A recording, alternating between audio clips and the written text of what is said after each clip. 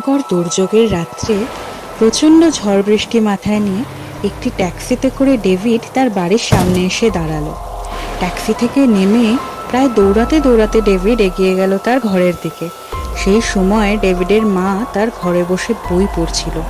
ডেভিডের পায়ের শব্দ পেয়ে তার মা একবার বাইরের দিকে ঘুরে তাকালো। এমন সময় প্রচণ্ড জোরে বজ্রপাত হলো, আর বিদ্যুৎ চমকের আলোতে ঘরের জানলায় ফুটে উঠল একটি ছায়ামূর্তি।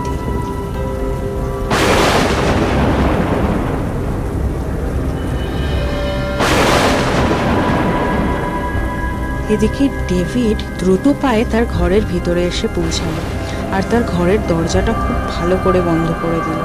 সে বুঝতে পারছিল যে ভয়ঙ্কর অশুভ শক্তি তার পিছু নিয়েছে, তার থেকে বাঁচার আর কোনো রাস্তা তার কাছে নেই।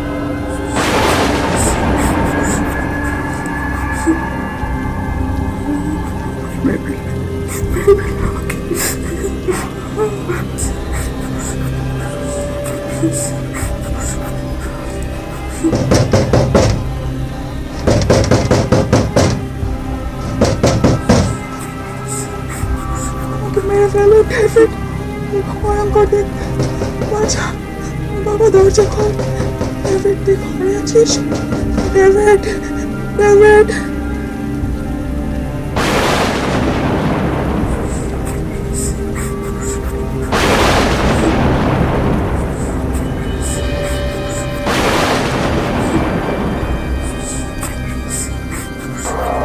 দরজা খুলেছো?